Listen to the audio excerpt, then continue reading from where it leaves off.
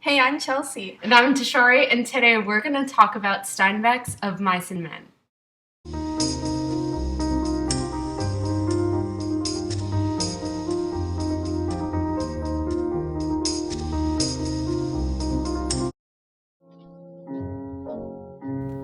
Of Mice and Men is a beautifully written, heart-wrenching story about two friends who travel together in search of work during the Depression era. This companionship is unbreakable, and these two men have the ultimate dream of making enough money to buy a small farm. After they travel to a ranch in Salinas Valley, California, they settle into their new workspace and meet several characters. However, these two men suddenly realize that not everyone in this farm welcomes them with open arms.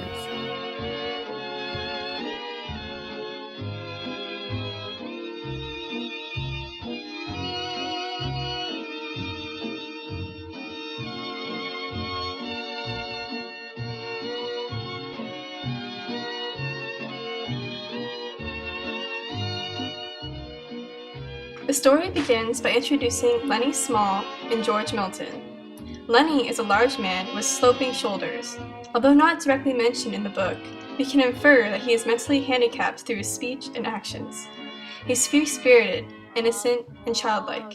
Like most kids, he loves small animals like mice and rabbits. Lenny always gets into trouble, and because of this, he and his friend get fired from their jobs on a frequent basis. In contrast, George is described to have a lean stature with sharp features. He's a serious, rational person who acts as a parental figure for Lenny.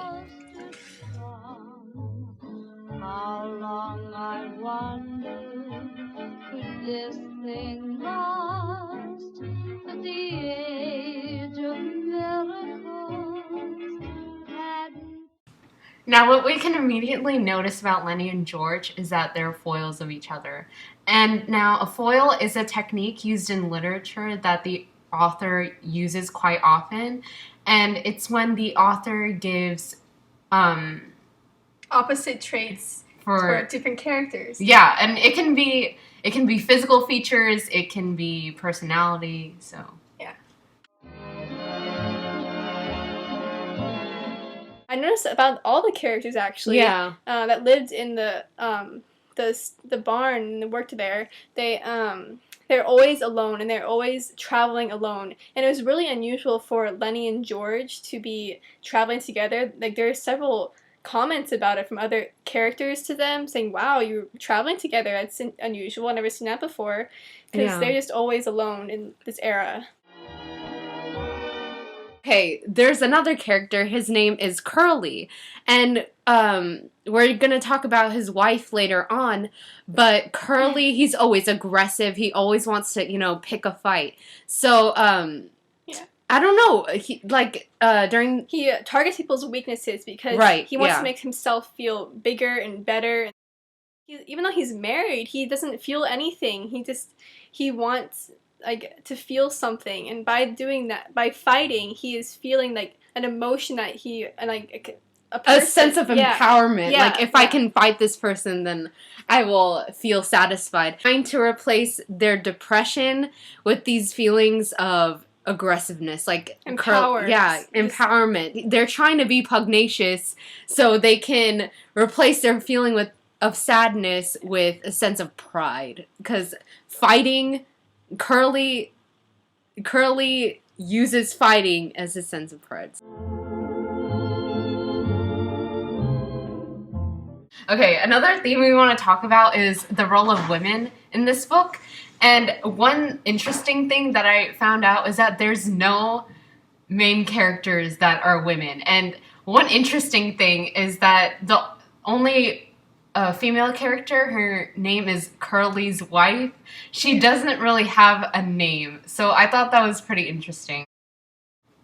Curly's wife, it sounds like she's a piece of property, Usually when we say, oh, that's Chelsea's book, that's Dishary's binder. It's possessive.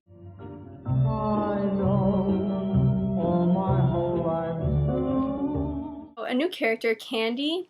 He's an old man that works at the ranch, and he has a dog, a very old dog. It's almost dying, and he's in misery basically, and he's taken care of him for a long time. And we can see a parallel between Lenny and George's relationship and Candy and his dog, and both Candy and George, they act like parental figures. Yeah. And they want to take care of the weaker one, which is the dog and Lenny. Yeah, because the dog and Lenny, they're naive, like they're very obedient and loyal. Right.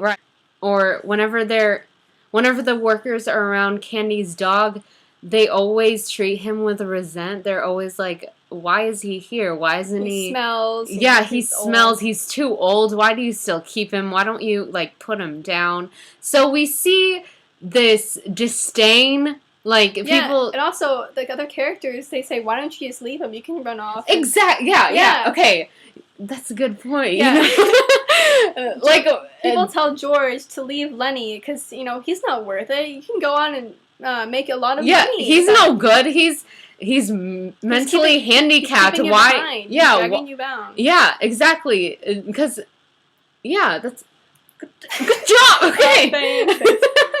What's ironic is that Lenny, he's so innocent. He's so naive.